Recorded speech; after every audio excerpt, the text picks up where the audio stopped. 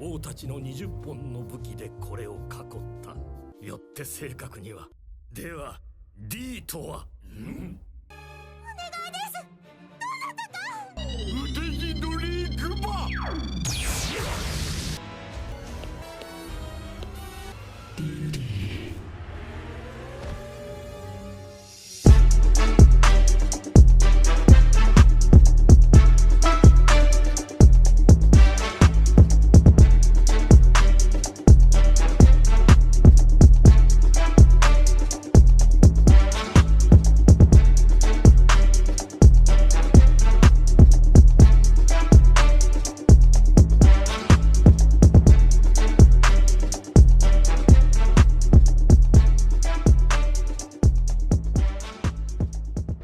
Yo la team, comment ça va? C'est parti pour la deuxième partie du live. Du coup, ce sera l'épisode 1118 de One Piece. Donc là, on va analyser tout ça ensemble. On va d'abord regarder comment ça se passe. Moi, j'ai beaucoup d'attentes. J'ai beaucoup d'attentes par rapport à cet épisode parce qu'il y a pas mal de choses qu'on attend autour de Im-sama, autour du Gorosei. J'ai entendu dire par rapport à la voix de Im-sama, mais je vais pas vous spoil. On va voir tout ça ensemble dans ce petit live. La petite auto-promo comme d'habitude. N'oubliez pas de soutenir les gars, le petit like, le petit follow pour la team YouTube, hein, le petit commentaire et pour nous aider dans le référencement et l'algorithme. Sinon, il y a le Twitter, le Discord, n'oubliez pas, il y a même la souscription YouTube pour les personnes qui veulent participer de manière financière au développement de la chaîne. N'hésitez pas les gars, parce que voilà, c'est des choses qui sont pour moi intéressantes, qui pourraient nous aider grandement les gars. Si jamais vous voulez nous aider, c'est le meilleur moyen, le petit like, le petit follow les gars, n'oubliez pas. Et n'hésitez pas à aller checker les réseaux, aller regarder un petit peu tout ce qui se passe autour de la chaîne, parce que franchement, on essaie de se démarquer, de faire pas mal de choses, pas mal de nouveaux contenus, même au niveau du montage. Il y a un petit glow up au niveau du montage, n'hésitez pas à nous dire en commentaire si vous kiffez. Et voilà, j'ai fait le tour, hein. Let's go pour l'épisode les gars, j'espère que vous êtes bien prêts. Ok, donc voici le petit épisode, on est parti pour regarder ça ensemble, j'espère que vous êtes bien prêts, let's go.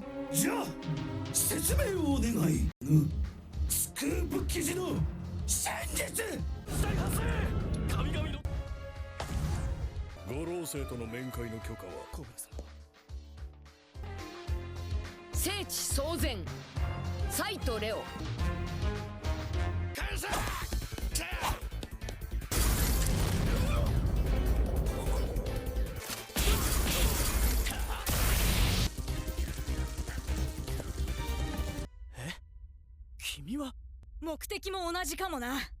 だからお前たちを信用する。鍵を届けろ。モーリーたちにも伝えてくれ。これからどう動く？ボニー。エッグヘッドへ向かう。急げ。悪い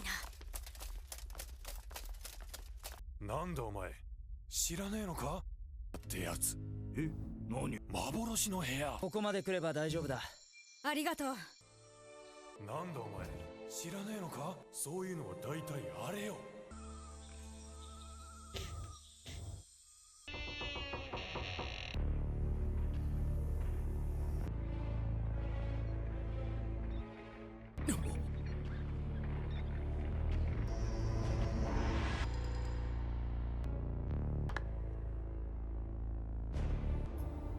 アラバスタ王国国王。時に世界政府という組織、王たちの20本の武器でこれを囲った。最初の20人に名を連ねる王だが、アラバスタは違う。ネフェルタリ家の女王アラバスタに戻ったことで、よって正確には玉座を囲む武器は19本しかない。国に残る古い書物を読み漁ったのことができるのは、空白の100年以降のリリー女王の名が。彼女はアラバスタ王国に。何かと思えば800年も昔の話。我々とて国に帰ったものと考えていた。すまんな、わからん。では D とは？なぜそれを聞く？実は800年前の代々王家に受け継がれ。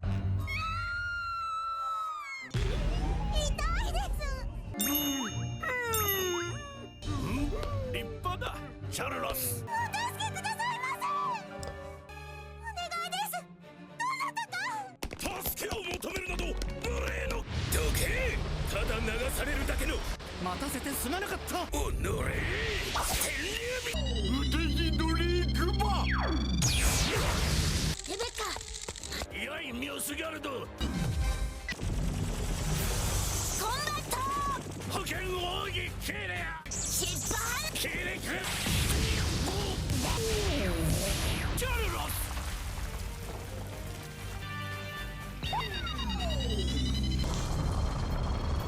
ダメよモーリーカラス革命軍の軍隊長だもう一度問う D とは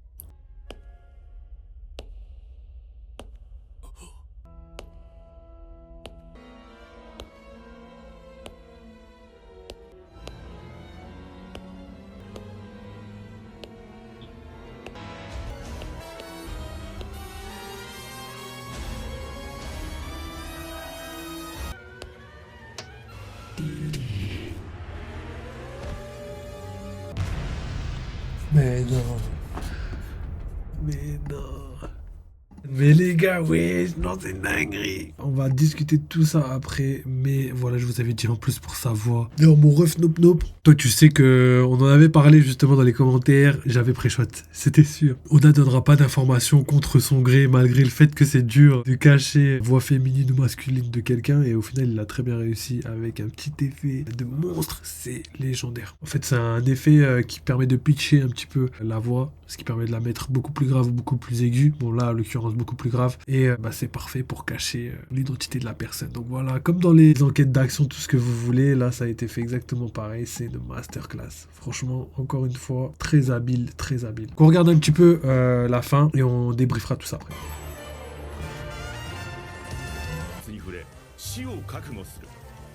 次回ワンピース託されたメッセージ海賊王に俺はなる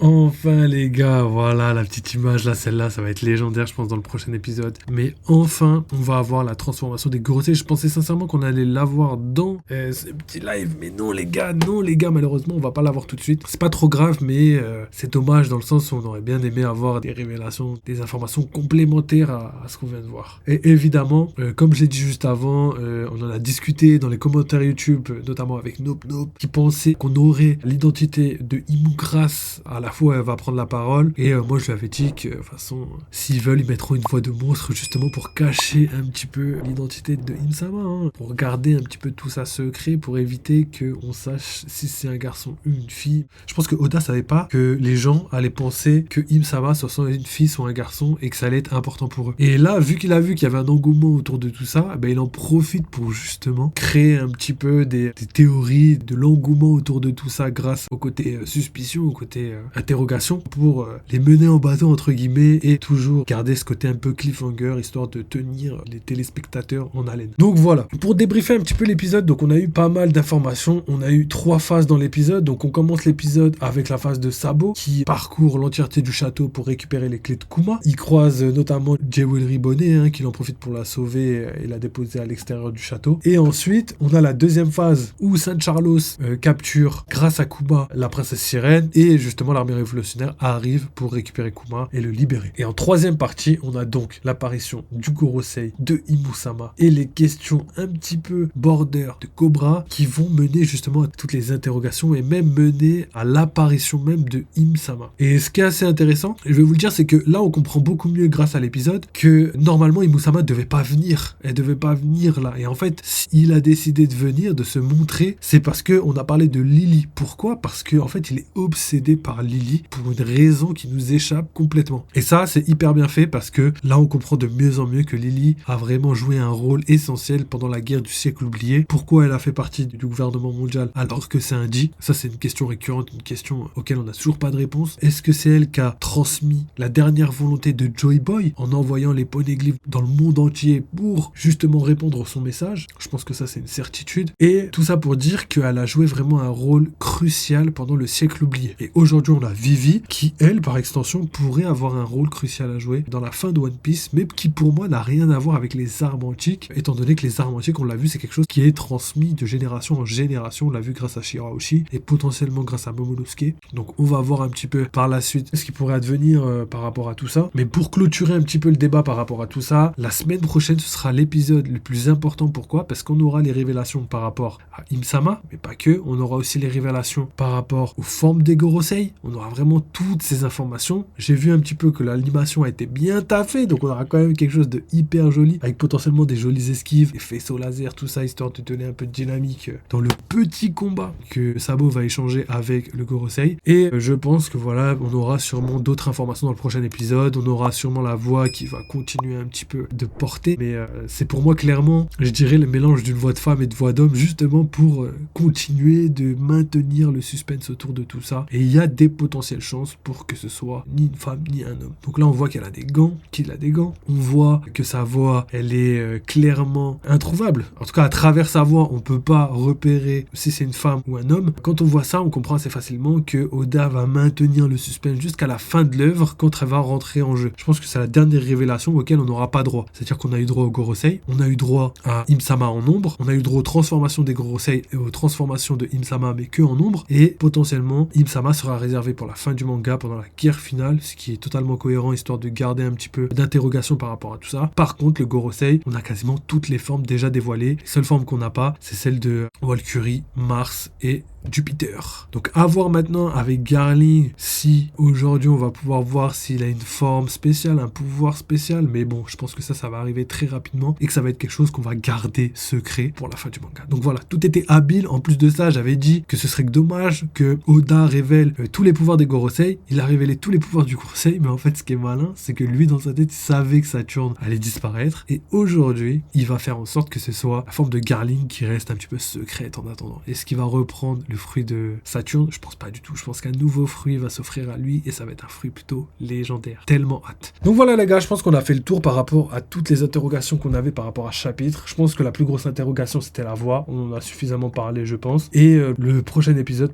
va pour moi, à mon sens, être l'épisode le plus important de la rêverie. En tout cas, des révélations qu'on a sur la rêverie. Donc voilà les gars, je pense que j'ai fait le tour. N'oubliez pas, si vous avez kiffé, n'hésitez pas à like, follow, à donner de la force comme vous avez l'habitude de le faire, parce que voilà, ça soutient la chaîne et ça aide au développement de la chaîne, autant pour l'algorithme que pour le référencement. Et si jamais vous voulez participer à la souscription, n'hésitez pas, vous avez accès à du contenu en avance et du contenu exclusif. Et en plus de ça, vous allez patcher ces mochi, aussi les commentaires mis en avant. Donc voilà les gars, n'hésitez pas. Demain, ce sera live gaming et on reprend les chapitres mardi prochain. Donc les spoils vont sortir mardi prochain. Donc voilà, on a fait le tour de tout ce qu'il y avait au niveau de l'actu One Piece. N'oubliez pas les gars, je vous laisse sur ça. Vive les jeux vidéo, vive One Piece et à très bientôt. Allez, ciao les mecs.